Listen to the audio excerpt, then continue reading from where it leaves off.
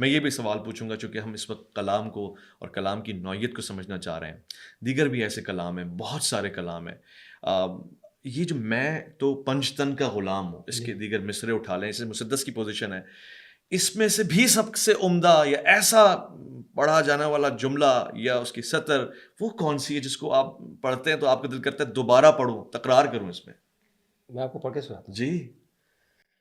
ہوا کیسے تن سے وہ سر جدا، جہاں عشق ہو وہیں کربلا، میری بات انہی کی بات ہے، میرے سامنے وہی ذات ہے، وہی جن کو شیر خدا کہیں، جنہیں باب صلی اللہ کہیں، وہی جن کو آل نبی کہیں، وہی جن کو ذات علی کہیں، وہی پختہ ہیں. میں تو خام ہوں، میں تو پنجتن کا غلام ہوں.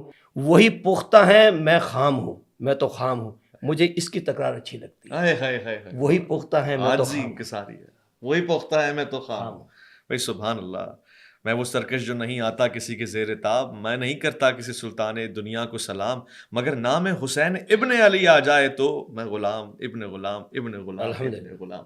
سبحان اللہ. میں تو پنجتن کا غلام ہوں. یہ بھی ایک ناز ہے، ایک میڈل ہے، اور یہ غلامی کا شرف اگر مل جائے تو پھر کیا ہی بات. حضور خزاں کے مارے ہوئے یہ کلام، اس کی کیفیت، یہ بیان کرنا، دنیا بھر میں اسے پڑھنا، یہ کیسا ہے؟ آپ نے بہت اچھا میرے سامنے سوال رکھ دیا، اور اس کا میں آپ کو انشاءاللہ پورا پس منظر، آپ کا بیک گراؤنڈ اس کا بتاؤں گا. میں الحمدللہ یہ پوری ذمہ داری کے ساتھ کہہ رہا ہوں یہ بات.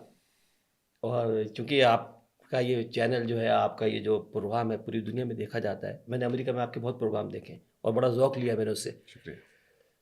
کہ میں وہ نعت خوان ہوں کہ جس نے صرف نعت خوانی نہیں کی، نعت خوانی کی خدمت کی. بے شک بے شک. میں نے نعت خوانی کی اپنے والد صاحب رحمۃ اللہ علیہ کے ساتھ مل کر ایک تحریک کی خدمت کی ہے. تو جو ہمارے ہاں کل پاکستان محفل نعت ہوتی تھی کراچی میں، بغدادی مسجد کے گراؤنڈ میں، ماڈرن کوارٹرز میں، تو میں اس کے پوسٹر لگانے جاتا تھا. یہ زمانہ کوئی سوشل میڈیا کا زمانہ نہیں تھا، اور پھر یہ وہ زمانہ تھا جس میں صرف اور صرف اخبارات اور اشتہارات لوگ دیکھتے تھے، یا اخبارات پڑھتے تھے یا اشتہارات دیکھتے تھے. میں پوسٹر لگانے جاتا تھا. تو ہمارے ایک دو ساتھی ہوا کرتے ضمیر انصاری صاحب، ان کے ساتھ میں پوسٹر لگا رہا تھا گولی مار میں، مساجد میں، دیواروں پہ. تو وہاں پہ میں نے ضمیر صاحب سے کہا کہ رات کے 3 بج گئے، ہم سامنے ایک چائے والا تھا، ہم چائے پیتے ہیں یہاں پہ. وہ رات کو جاگ رہا تھا، اس کے وہاں پر نا کیسٹ پر گانے وانے چل رہے تھے. تو ہم نے کہا یہ مسجد کے ہم اشتہار لگا کے آتے ہیں، وہاں ہم نے ہاتھ وغیرہ دھوئے.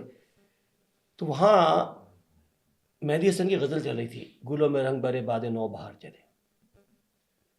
تو ایک مجذوب وہاں پہ ہوٹل میں داخل ہوا، اور اس نے اس ہوٹل والے سے کہا کہ اس کو ریوائنڈ کر کے دوبارہ لگاؤ. قفس اداس ہے یارو، صبا سے کچھ تو کہو، کہیں تو بہر خدا آج ذکر یار چلے. تو اس نے جب ریوائنڈ کر کے اسی شعر کو لگایا، تو اس شخص نے الا اللہ کہہ کے اپنے ٹیبل پر سر مارا، اور اس کے سر سے خون نکل آیا. وہ مجذوب تھا. یہ واقعہ ہو گیا.